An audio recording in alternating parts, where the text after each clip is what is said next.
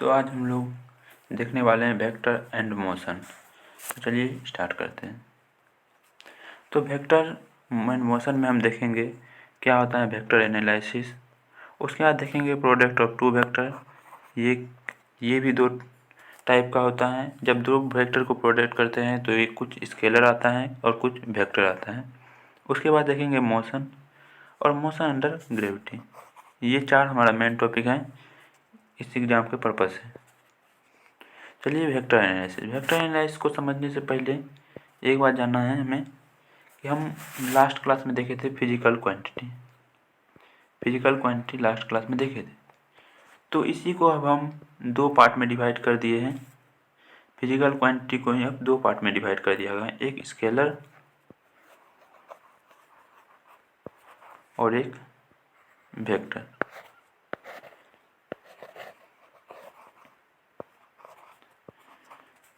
Scalar और vector. तो scalar क्या है और वेक्टर क्या है, चलिए दोनों को समझते हैं। देखिए ऐसा क्वांटिटी जिसमें कि मैग्नीट्यूड हो, जिसमें ओनली मैग्नीट्यूड हो लेकिन डायरेक्शन नहीं हो, उसको हम स्केलर क्वांटिटी कहते हैं। ऐसा क्वांटिटी जिसमें कि मैग्नीट्यूड हो लेकिन डायरेक्शन नहीं हो, उसको हम स्केलर क्वांटिटी कहते हैं। एग्जाम्पल में जैसे कि मास, कोई भी हम मास लेते हैं 10 kg 20 kg, तो हमें उसके लिए कभी भी डायरेक्शन का जरूरी नहीं पड़ता है। डिस्टेंस भी लेते हैं तो हमें उसमें कोई भी डायरेक्शन का जरूरी नहीं पड़ता है। टाइम हो, वॉल्यूम हो, डेंसिटी हो, प्रेशर हो। देखिए अब एक बात आती है यहाँ, हम ये बात जानते हैं कि प्रेशर में एक सर्टेन डायरेक्शन होता है। प्रेशर का हम जानते हैं एक सर्टेन डायरेक्शन होता है, क्योंकि हम कोई कहीं भी लगाते हैं। जैसे हम एक वॉल है, इस पर फोर्स लगा रहे हैं तो इससे प्रेशर आ रहा है। तो इस फोर्स जिस एरिया पे पड़ रहा है उससे प्रेशर जो आ रहा है उसका एक सर्टेन डायरेक्शन है। फिर भी इसे हम स्केलर में रख लेते हैं। तो इसका रीजन क्या है, तो हम इसका रीजन कुछ ही देर में देखेंगे। उसके बाद वर्क है, ये भी देखते हैं। मेरा किस डायरेक्शन में काम करते हैं उससे कोई फर्क नहीं पड़ता है, मेरा बस डिस्प्लेसमेंट होना चाहिए तभी हमारा वर्क होता है।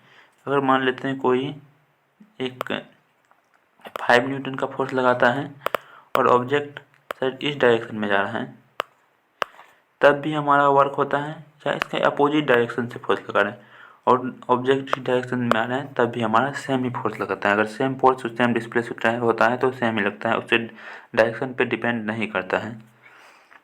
उसके बाद हमारा एनर्जी है, इसका भी कोई सर्टेन डायरेक्शन नहीं होता, पावर का भी कोई सर्टेन डायरेक्शन नहीं होता। तो सबसे बड़ा बेस्ट एग्जांपल यहाँ है प्रेशर का, क्योंकि डायरेक्शन होने के बाद भी ये स्केलर क्यों है इसको हम देखेंगे।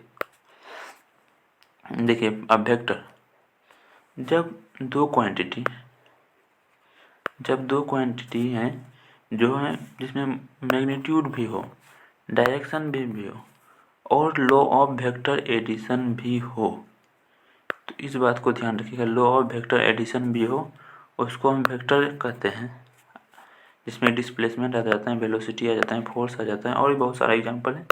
तो यहाँ पर जैसे भी प्रेशर देखे थे कि प्रेशर क्यों नहीं है, तो हम जानते हैं कि वेक्टर में जो है ये दो क्वांटिटी को, तो ये जो इस दो को क्राइटेरिया को तो ये फॉलो करना है। प्रेशर इस दो क्राइटेरिया को फॉलो कर रहा है, लेकिन थर्ड क्राइटेरिया जो है लॉ ऑफ वेक्टर एडिशन इसे फॉलो नहीं कर रहा है, जिसके कारण कि ये एक हमारा स्केलर क्वांटिटी हो जाता है। इसका और एक एग्जांपल है इलेक्ट्रिक करंट।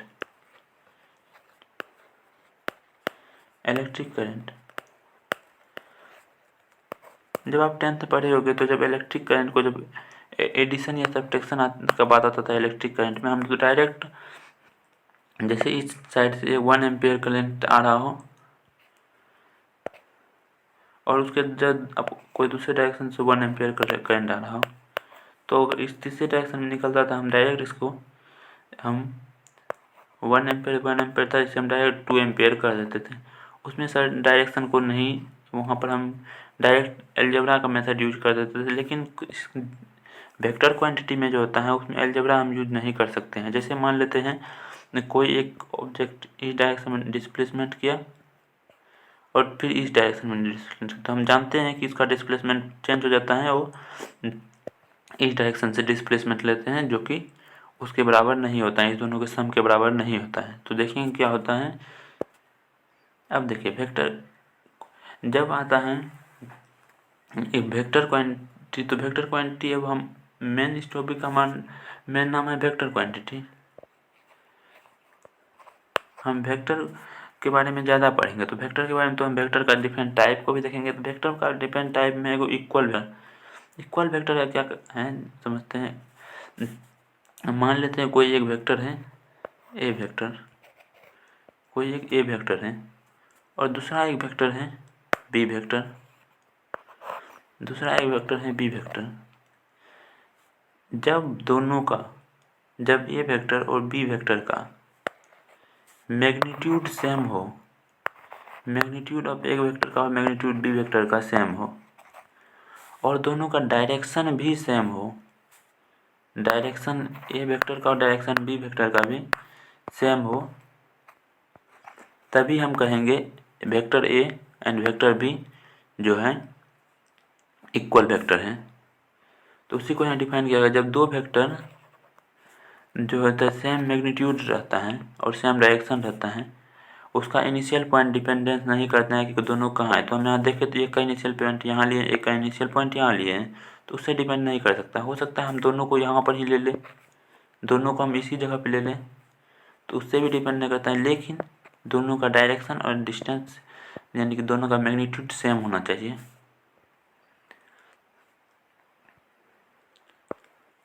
इसके बाद है अपोजिट वेक्टर। इसमें क्या करता है, जब कोई एक वेक्टर डायरेक्शन मान लेते हैं इस डायरेक्शन में चल रहा है और एक नेक्स्ट वेक्टर है जो इस डायरेक्शन में चल रहा है, एक इस डायरेक्शन में और दूसरा इस डायरेक्शन में है, तब हम इसे कहते हैं अपोजिट वेक्टर। देखिए जब दो पैरेलल वेक्टर हैं, मतलब कि दोनों का डायरेक्शन सेम रहेगा तो अपोजिट डायरेक्शन में रहेगा, लेकिन उसका सेम रहना चाहिए तो उसे पैरेलल ही कहेंगे और वह उसमें इक्वल मैग्नीट्यूड भी होना चाहिए। लेकिन अपोजिट डायरेक्शन होता है तो अपोजिट वेक्टर उसे कहेंगे, अपोजिट वेक्टर कहेंगे। तो इसे हम अपोजिट वेक्टर कहेंगे। तो इसके बीच में जो देखेंगे, अगर हम इसको देखा जाए तो एक इस डायरेक्शन में है और दूसरा एक वेक्टर है जो कि इस डायरेक्शन में है। तो दोनों का बीच का एंगल देखें तो 180 होगा, इस दोनों के बीच का एंगल देखें तो 180 होगा। इस प्रीवियस में भी देखें तो इस दोनों के बीच में अगर देखें तो दोनों सेम डायरेक्शन में था। एक वेक्टर ये था, नेक्स्ट वेक्टर यहीं पे था इसे, तो दोनों के बीच का जो एंगल हो जाता है थीटा हो जाता है वो है 0 डिग्री। तो ये बात को ध्यान रखना है क्योंकि इसका भी बहुत ज़रूरी पड़ने वाला है और इसका 180 डिग्री है। तो यहाँ वो एग्जांपल दिया हुआ है, एक इस डायरेक्शन में, सेकेंड वेक्टर इस डायरेक्शन में, तो दोनों का जो है डायरेक्शन अपोजिट है लेकिन मैग्नीट्यूड दोनों का सेम है, तो हम इसे अपोजिट वेक्टर कहेंगे। अब यूनिट वेक्टर का हम थोड़ा कॉन्सेप्ट समझते हैं, लेकिन उससे पहले यूनिट वेक्टर को समझने से पहले हम वेक्टर रिप्रेजेंटेशन एक बार देखते हैं। क्या है वेक्टर रिप्रेजेंटेशन।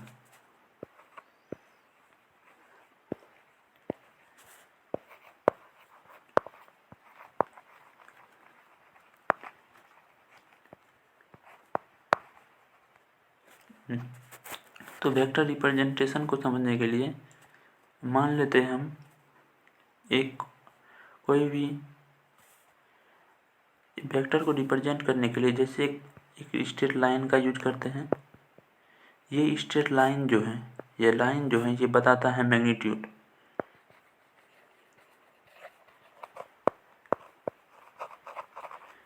तो ये स्ट्रेट लाइन जो रहता है इसका जो डिस्टेंस रहता है, स्ट्रेट लाइन का, वो किसी भी वेक्टर के मैग्नीट्यूड के बराबर का डिस्टेंस होता है उसमें। ये डिस्टेंस जो होता है ये भी किसी भी ऑब्जेक्ट के मैग्नीट्यूड के बराबर होता है डिस्टेंस। और उसमें ही है हमारा डायरेक्शन, उसमें एक डायरेक्शन को शो करने के लिए एरो का यूज किया जाता है।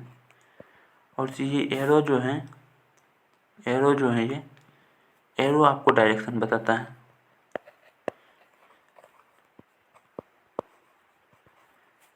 और इसका ये जो पीछे वाला पार्ट है इसको हम, ये पीछे वाला जो पार्ट है इसको हम टेल कहते हैं और इस पार्ट को हम हेड कहते हैं। इतना बात को याद रखिएगा, कभी हम इसका बहुत यूज करने वाले हैं। तो हमारे पास था यूनिट वेक्टर। यूनिट वेक्टर जो होता है ऐसा वेक्टर जिसका कि मैग्नीट्यूड इक्वल हो यूनिटी। यूनिटी का मतलब हुआ इक्वल हो 1 का, 1 के इक्वल हो। जब वेक्टर का जब मैग्नीट्यूड 1 हो तो हम उसको यूनिट वेक्टर कहेंगे। जब कोई भी वेक्टर जिसका कि मैग्नीट्यूड यूनिटी के बराबर हो तो हमको उसको यूनिट वेक्टर कहेंगे। मान लेते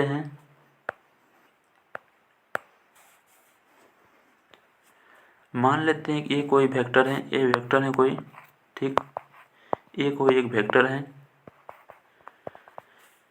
और उसका मैग्नीट्यूड जो है उसका, ये कोई वेक्टर है जिसका कि मैग्नीट्यूड किसी भी चीज़ का अगर मैग्नीट्यूड को हमें डिनोट करना होता है तो हम उसको अंदर एक ब्रैकेट रख लेते हैं उसको मैग्नीट्यूड को दिखाने के लिए। तो यहाँ मैग्नीट्यूड जो है ए मोड है, तो हम कहेंगे ए वेक्टर जो है इसका मैग्नीट्यूड जो है 1 है। किसी भी वेक्टर का अगर मैग्नीट्यूड 1 होता है तो हम कहते हैं कि वो यूनिट वेक्टर है और उसका डायरेक्शन जो होता है एक ही डायरेक्शन की तरफ हो जाता है। तो चलिए यूनिट वेक्टर का भी हम रिप्रेजेंटेशन देखते हैं।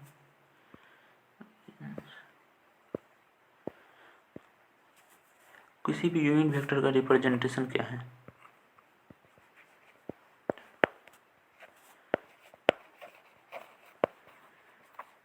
यूनिट वेक्टर को रिप्रेजेंट करने के लिए हम यूज करते हैं ए कैप। ये होता है कि इसका मैग्नीट्यूड 1 होता है, 1 यूनिट। हम एक एग्जांपल लेके समझते हैं। मान लेते हैं कि फोर्स है, फोर्स जानते हैं कि वेक्टर क्वांटिटी है, ये 5 न्यूटन है, ये 5 न्यूटन एक फोर्स है। अब हुआ क्या, अब हमको इसका यूनिट वेक्टर निकालना है। देखिए यूनिट वेक्टर का क्या क्राइटेरिया है कि ये 1 होना चाहिए, 1 होना चाहिए, 1 होना चाहिए। तो हम 1 लाने के लिए हम क्या करना पड़ेगा, हमको 5 न्यूटन को 5 से डिवाइड करना पड़ेगा। अगर हम 5 न्यूटन को 5 से डिवाइड करते हैं हम देखेंगे कि 1 न्यूटन आ जाता है। जी हाँ, सही है। तो और यूनिट वेक्टर को जो है हम देखें कि ए कैप से डिनोट करते हैं। यूनिट वेक्टर को हम देखें कि ए कैप से डिनोट करते हैं। तो हम ऐसा कर सकते हैं, लिख सकते हैं ए कैप बराबर फोर्स है, जो भी वाट एवर फोर्स है, और मैग्नीट्यूड ऑफ फोर्स, ये चीज़ हम लिख सकते हैं। क्योंकि हम तो किए वही, एक ही 5 न्यूटन का मेरा फोर्स था, इसको यूनिट वेक्टर में लाने के लिए 5 से हम डिवाइड कर दी, तो 5 न्यूटन को 5 से डिवाइड किया तो मेरा 1 न्यूटन आ गया।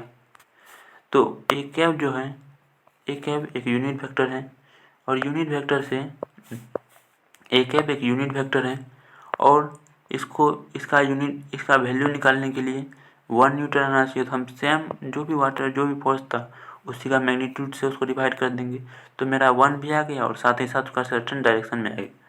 तो यूनिट वेक्टर का देखिए तो कोई काम नहीं, बस उसका डायरेक्शन दिखाना उसका काम है। यूनिट वेक्टर को हम जैसे देखिए, यूनिट वेक्टर को डोनेट करते हैं ए कैप से, इसको हम पढ़ते हैं ए कैप। अब इसको जो होता है यूनिट वेक्टर जो होता है परपेंडिकुलर डायरेक्शन में होता है, किसी भी एक पार्टिकुलर डायरेक्शन में होता है। तो वेक्टर उसका मैग्नीट्यूड जो होता है कुछ नहीं होता है, बस उसका डायरेक्शन होता है, जो भी एक सर्टेन डायरेक्शन होता है, उसका कोई भी मैग्नीट्यूड नहीं होता है। तो यहाँ पर मोड हो जाएगा। तो ए कैप जैसे कि हम यहाँ भी देखें कि ए कैप बराबर हो गया, सॉरी यहाँ ए कैप बराबर हो गया पहले वेक्टर हो गया बाय सेम का मैग्नीट्यूड का, मैग्नीट्यूड को इस डायरेक्शन में ले जाए मेरा फोर्स निकल जाता है। तो फिर यहाँ फिर से ए बराबर हो जाएगा A cap into magnitude of A.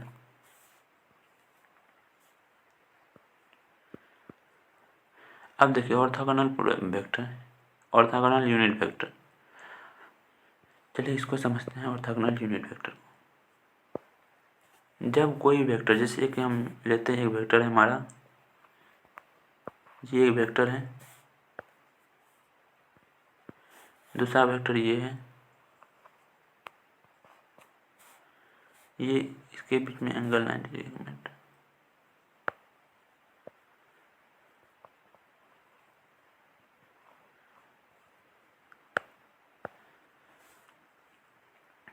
Second एक वेक्टर है और एक थर्ड वेक्टर है।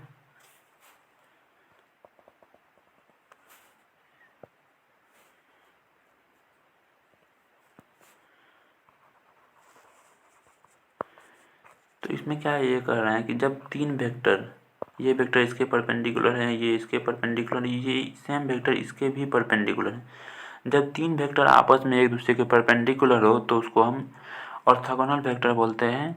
और जब उसका मैग्नीट्यूड 1 हो, जब तीन वेक्टर, तो ये वेक्टर, सारा वेक्टर जो होता है, ए वेक्टर है, बी वेक्टर है और सी वेक्टर है, जब ए vector, B vector, C vector तीनों एक दूसरे के परपेंडिकुलर हो, जब तीनों वेक्टर एक दूसरे के परपेंडिकुलर हो, उसका मैग्नीट्यूड जो हो 1 हो, तीनों का मैग्नीट्यूड 1 हो, तो हम कहते हैं वो ऑर्थोगोनल यूनिट वेक्टर है। कोई भी वेक्टर जब एक दूसरे के परपेंडिकुलर रहता है उसको हम कहते हैं ऑर्थोगोनल वेक्टर, और उसी का मैग्नीट्यूड अगर 1 हो जाए तो उसको ऑर्थोगोनल यूनिट वेक्टर कहते हैं।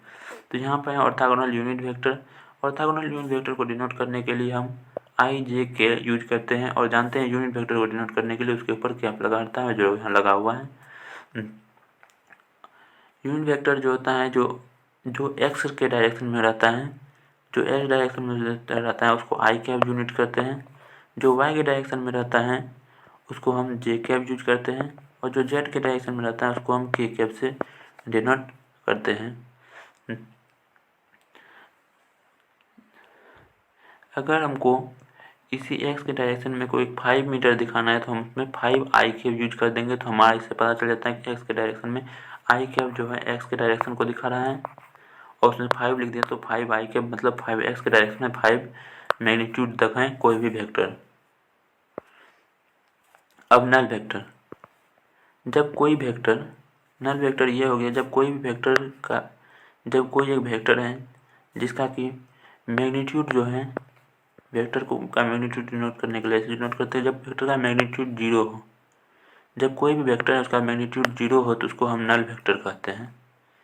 जब कोई भी वेक्टर जिसका मैग्नीट्यूड 0 हो तो नल वेक्टर कहते हैं। और जानते हैं 0 का कोई डायरेक्शन हम पता करें कि हम 0 में आई कैप दें, जे कैप दें या के कैप दें तो वापस ये 0 ही हो जाना है, तो इसका कोई एक सर्टेन डायरेक्शन डिटरमाइन नहीं कर सकते, इसका कोई भी डायरेक्शन हो सकता है उसको हम डिटरमाइन नहीं कर सकते हैं। अब एडिशन ऑफ वेक्टर आता है। ये एडिशन वेक्टर जो है दो तरह का होता है, दो लॉ से होता है, ट्रायंगल लॉ से और वेक्टर एडिशन से, और एक पैरेललोग्राम लॉ से। तो यहाँ से हमारा इंटरेस्टिंग टॉपिक स्टार्ट होता है जिससे कि मेनली क्वेश्चन पूछे जाते हैं। तो है ट्रायंगल लॉ।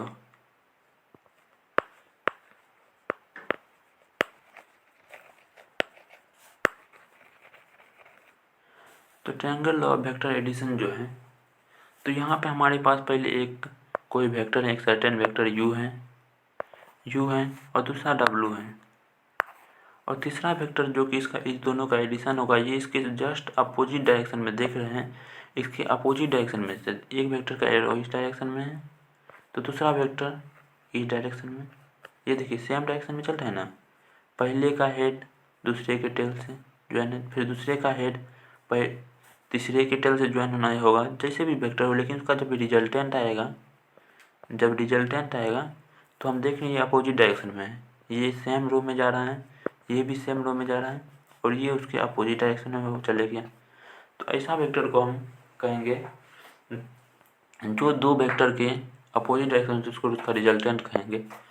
देखिए जैसे कोई एक वेक्टर है, यहाँ पर ए वेक्टर है, इसका सर्टेन कोई डायरेक्शन है, फिर एक दूसरा वेक्टर आता है बी, इसका भी कोई सर्टेन डायरेक्शन पे जा रहा है, और इसके अपोजिट डायरेक्शन से जो तीसरा वेक्टर आएगा वो इस दोनों के एडिशन के बराबर होगा, ए प्लस बी के बराबर होगा। तो इसी को हम रिजल्टेंट वेक्टर भी कहेंगे, तो क्या समझे, जब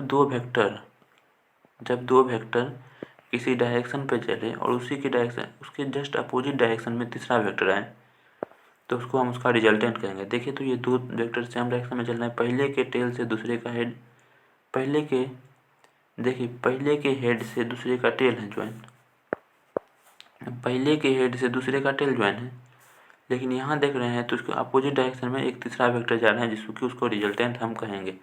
तो चलिए वेक्टर एडिशन देखते हैं। मान लेते हैं दो वेक्टर हैं ए बी, दो वेक्टर ए बी हैं जिसको हमको ऐड करना है। तो हम देखिए कैसे ऐड किए हैं। यहाँ दो वेक्टर हैं, एक इस डायरेक्शन में है, सेकंड वेक्टर इस डायरेक्शन में है। और जब हमें एडिशन का बारी आया, दोनों का रिजल्टेंट का बारी आया, तो हम उसको तीसरा डायरेक्शन थर्ड डायरेक्शन में ले लेते हैं। तो इसको हम इसका रिजल्टेंट वेक्टर कहते हैं, इसी को हम इसका रिजल्टेंट वेक्टर कहते हैं। और जब हम रिजल्टेंट वेक्टर किसी भी का रिजल्टेंट वेक्टर निकालना होता है तो पहले ए बी का जो है उसका स्क्वायर प्लस बी सी का स्क्वायर प्लस, यहाँ बीच में एक प्लस लगेगा, प्लस 2ab cos थीटा लगता है। तो चलिए हम फार्मूला को सही से समझते हैं। अब और आपको फार्मूला भी ध्यान में रखना है क्योंकि इससे मैक्सिमम क्वेश्चन आपको पूछा जाएगा। जैसे कोई वेक्टर है, एक ए वेक्टर है और एक बी वेक्टर है, आपको इसको ऐड करना है। तो इसका एक वेक्टर जो होगा रिजल्टेंट आएगा। तो रिजल्टेंट का मैग्नीट्यूड जब पता करना रहेगा, रिजल्टेंट का जब मैग्नीट्यूड पता करना होगा तो सबसे पहले ए का स्क्वायर प्लस बी का square plus 2ab cos theta, 2ab cos theta, यही हो जाएगा इसका रिजल्टेंट, यही इसका रिजल्टेंट हो जाएगा cos थीटा। ठीक है। अब पैरेललोग्राम, इसको पहले समझते हैं क्या कर रहे हैं इसको। मान लेते हैं कोई एक वेक्टर है इस डायरेक्शन में, एक दूसरा वेक्टर है इस डायरेक्शन में, ये दो डायरेक्शन में कोई एक वेक्टर है। अब एक पहले इसको पैरेललोग्राम पहले बनाएंगे, इसको ड्रॉ करेंगे, पैरेललोग्राम ड्रॉ करेंगे पहले, इस दो वेक्टर की मदद से एक पैरेललोग्राम लेंगे। अब जो इसका रिजल्टेंट होगा, अब इसका जो रिजल्टेंट होगा वो किस डायरेक्शन में वो देखते हैं।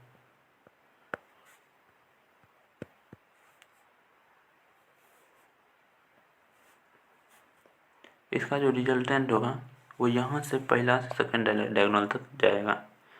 तो ये बीच का जो डायगोनल जाएगा इसी को इसका रिजल्टेंट कहेंगे।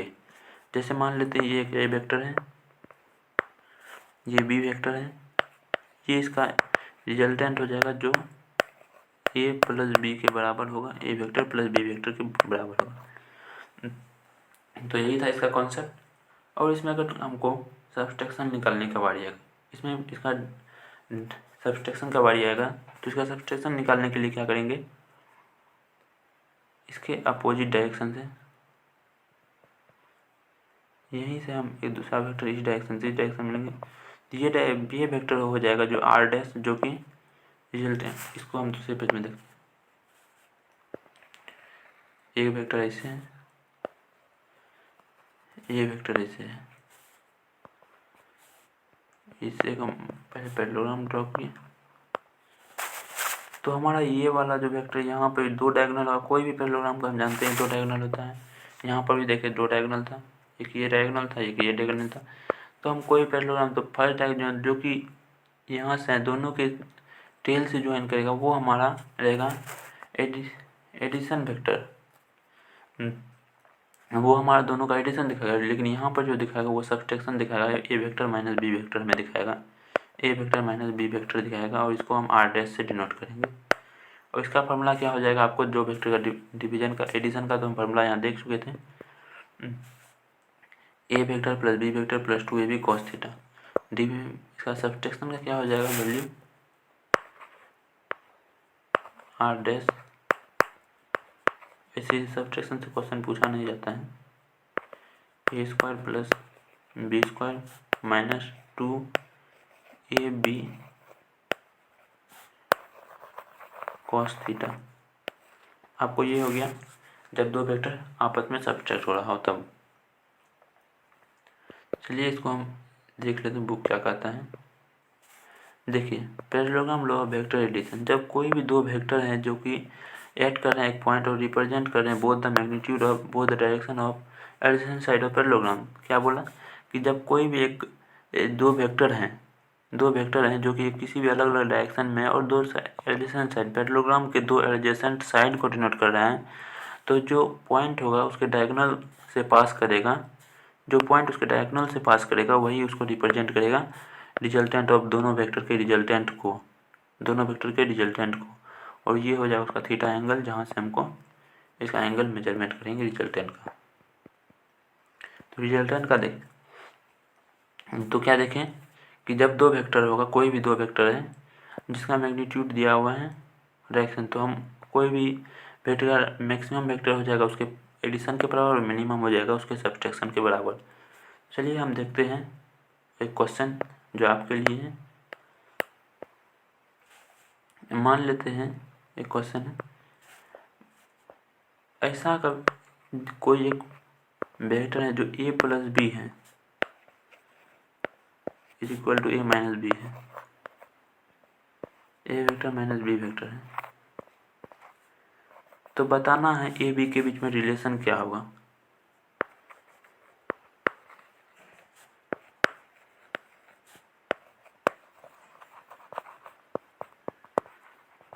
रिलेशन बिटवीन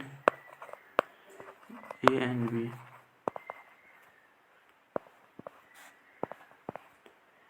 a b के बीच में रिलेशन बताना।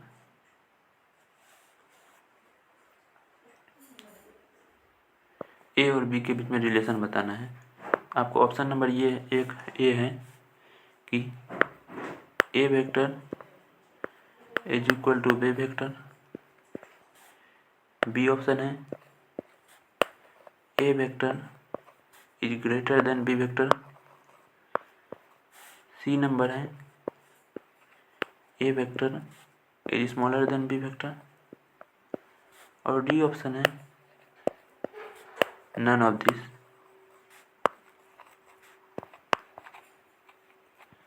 तो ये है आपका 4 ऑप्शन, जो भी होगा आप कमेंट में आंसर बताएं। तो हम स्केलर प्रोडक्ट का बात करें तो दो वेक्टर के स्केलर प्रोडक्ट, तो दो वेक्टर का स्केलर प्रोडक्ट जो है, अब प्रोडक्ट जब एडिशन तो हमारा हो गया, अब प्रोडक्ट का बात करते हैं। प्रोडक्ट ऑफ टू वेक्टर का भाई, टू वेक्टर का जब प्रोडक्ट होता है तो वो दो तरह का होता है, स्केलर प्रोडक्ट और दूसरा होता है वेक्टर प्रोडक्ट।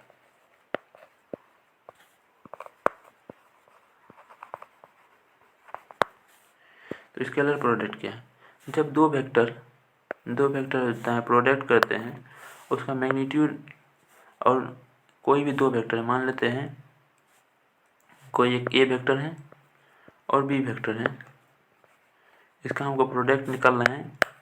तो कोई ए वेक्टर का मैग्नीट्यूड लिए और बी वेक्टर का मैग्नीट्यूड लिए और उसी का कॉस थीटा लेते हैं, तो उसको अगर प्रोडक्ट करें तो उसको हम बोलते हैं स्केलर प्रोडक्ट। इसी को स्केलर प्रोडक्ट बोलते हैं, और इसी का दूसरा नाम है डॉट प्रोडक्ट। चलिए इसको हम सही से समझते हैं। क्या होता है कि हम जब दो वेक्टर का प्रोडक्ट कर रहे होते हैं, एक ए वेक्टर है, कोई एक ए वेक्टर है और बी वेक्टर है, तो आपको ध्यान रखना है जब डॉट प्रोडक्ट कर रहे होते हैं तो बीच में डॉट दिया जाता है, मतलब स्केलर प्रोडक्ट उसका वैल्यू आता है।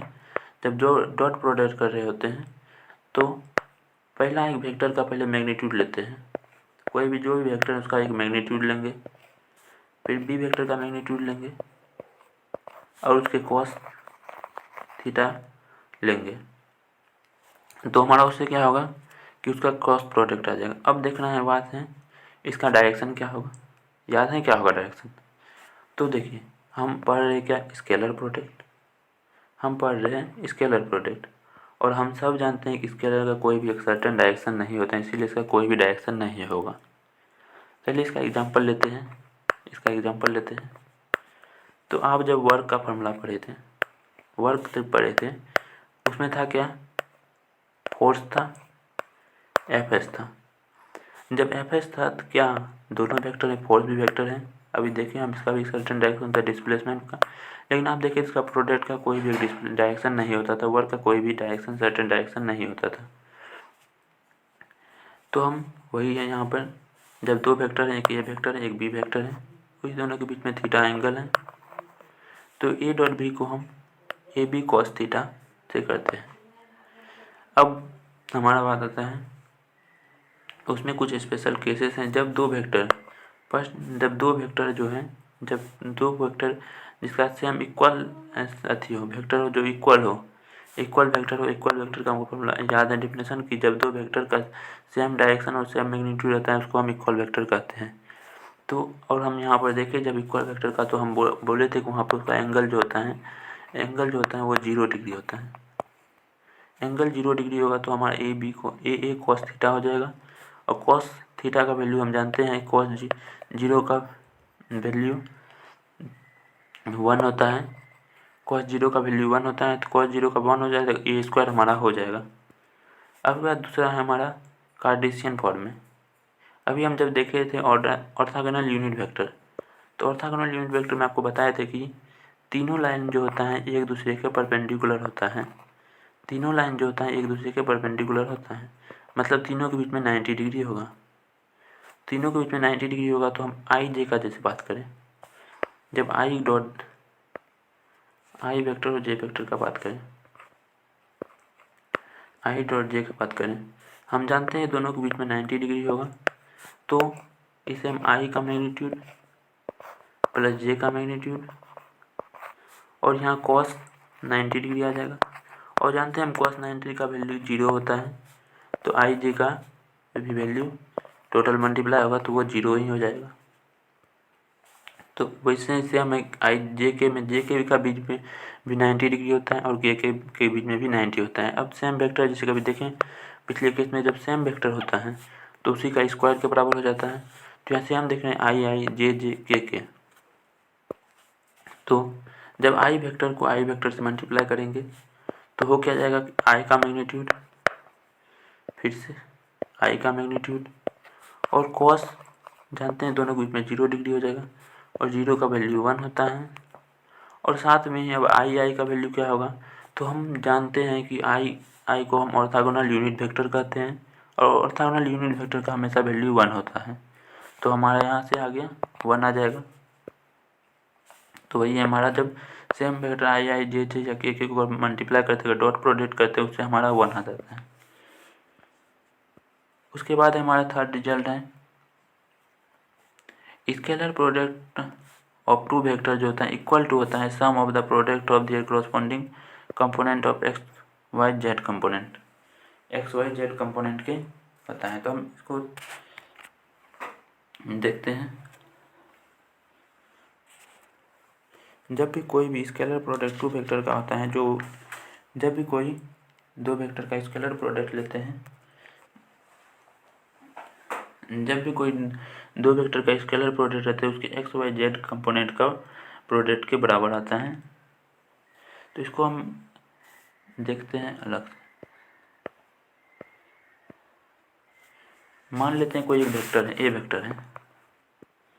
ए वेक्टर है जिसको कि हम कार्टेशियन फॉर्म में देखेंगे। कार्टेशियन फॉर्म में हम समझने के लिए मान लेते हैं किसी भी वेक्टर में हम देखें तभी कि जिसके वेक्टर में आई कैप जे कैप के कैप, आई कैप था हमारा एक्स डायरेक्शन के लिए, जे कैप था वाई डायरेक्शन के लिए, और जेड कैप था जेड डायरेक्शन को। तो अगर हम किसी भी एक ऑब्जेक्ट यहाँ पर जैसे मान लेते हैं हम 5 हैं, उसके साथ अगर हम आई कैप लगाते हैं तो हम समझ सकते हैं कि एक्स डायरेक्शन में दिखाना चाह रहे हैं। 6 हैं, वाई का कैप लगा देते हैं तो आप समझ आ जाइएगा कि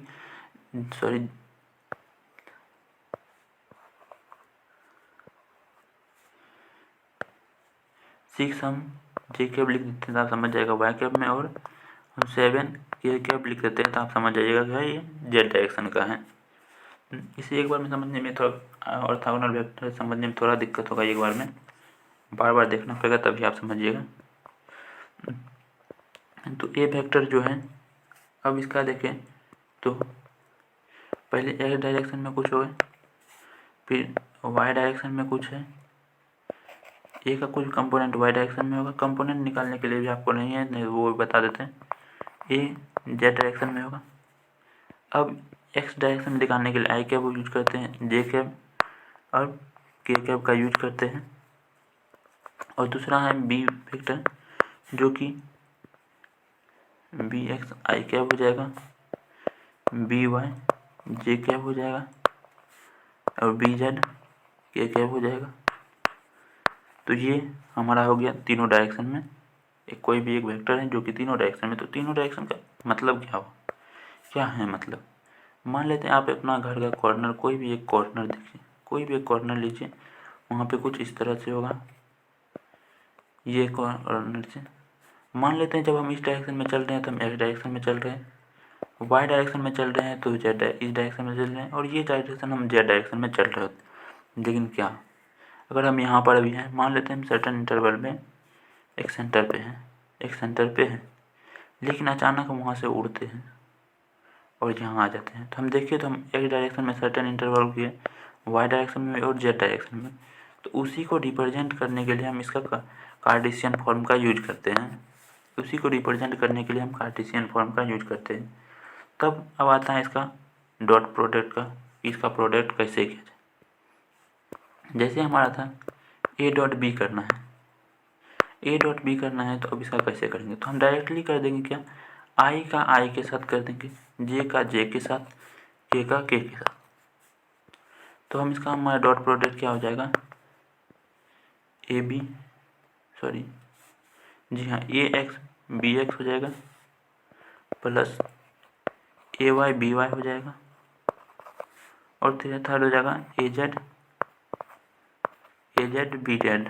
यही हो जाएगा हमारा डॉट प्रोडक्ट। अब इसके बाद हमारा दोनों के बीच का एंगल हम देखना चाहें तो हम जानते हैं ए डॉट बी का जो होता है वैल्यू, ए डॉट बी का जो होता है ए बी कॉस थीटा होता है, A magnitude plus B magnitude plus cos theta होता है, सॉरी इंटू कॉस थीटा होता है। तो ये कॉस थीटा को अगर हम इधर लेना चाहिए, इसको अगर नीचे कर दें, इसके नीचे कर दी डायरेक्शन में इसको लेके आए तो इसको नीचे हो जाएगा और ये कॉस थीटा आ जाएगा। तो कॉस थीटा वही जाएगा ए बी कॉस थीटा। और ए डॉट बी का हम अभी देखें, ए डॉट बी का भी हम देखें कि हमारा कितना आया था, ए एक्स बी एक्स ए वाई बी वाई और ए जेड बी जेड। तो वही हम लिखें ए एक्स बी एक्स ए वाई बी वाई और ए जेड बी जेड। और साथ ही हम ले लिए हैं उन दोनों का मैग्नीट्यूड को, ए क्रॉस बी हम साथ ही साथ वहाँ ले लिए, ए बी ले लिए साथ में। तो ए बी जो भी था हम यहाँ पे लिख दिए हैं।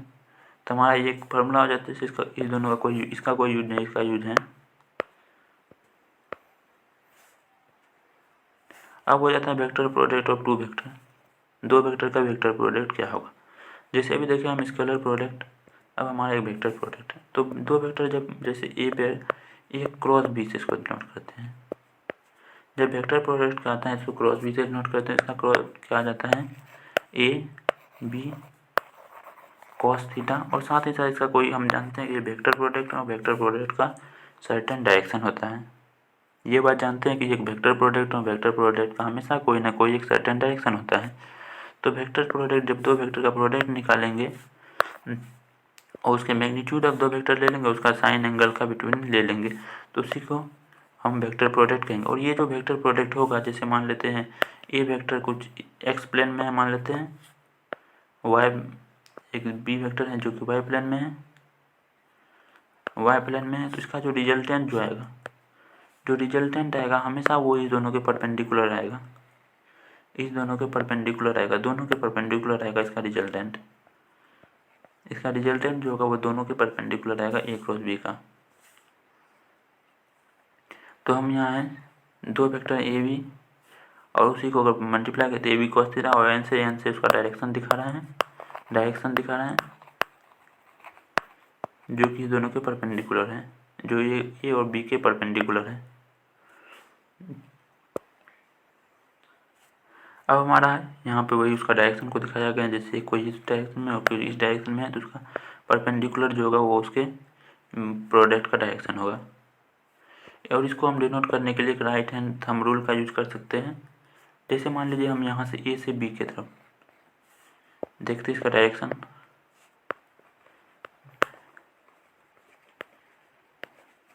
Direction of A cross B. A cross B का हम डायरेक्शन देखें, ए वेक्टर ये है और बी वेक्टर ये है।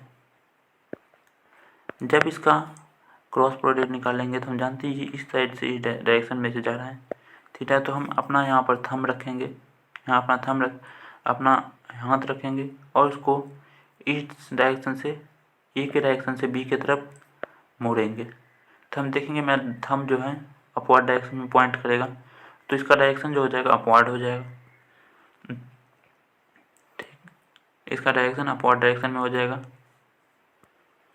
तो यही था हमारा पूरा vector product of two vector हो जाएगा।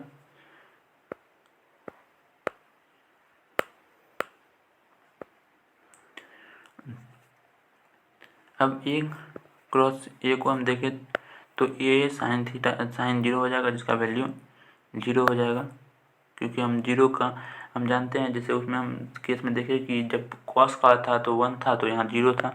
तो कोई भी दो वेक्टर का अगर सेम वेक्टर को मल्टीप्लाई करते तो वो 0 आ जाता है।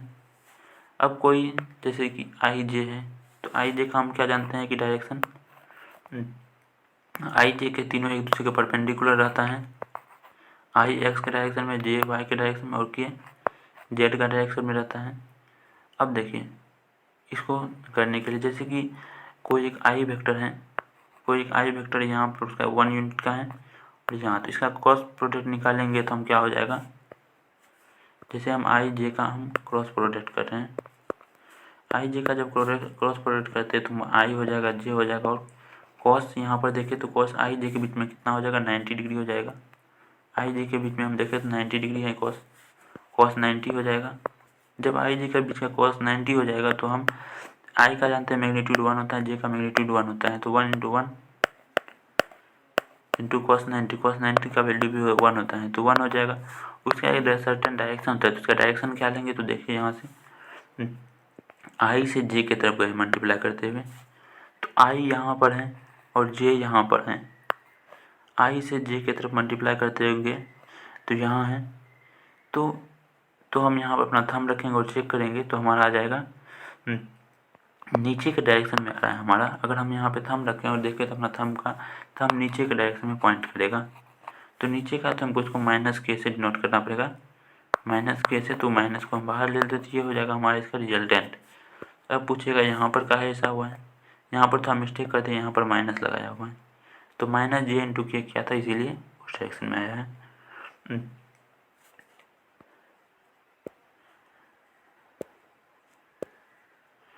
तो वही है, जब कोई भी दो वेक्टर को है अगर सेम वेक्टर से उसको मल्टीप्लाई कर देते हैं तो वो 0 हो जाएगा, क्योंकि कॉस 9 वहाँ पर 0, सॉरी ये साइन प्रोडक्ट है।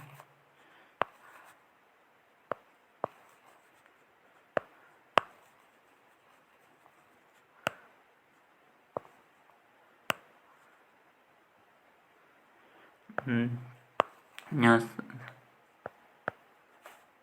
इसको क्या हो जाता है, यहाँ साइन प्रोडक्ट है तो साइन 0 का वैल्यू जानते हैं, 0 हो जाएगा तो दो प्रोडक्ट का हमेशा सम 0 हो जाएगा।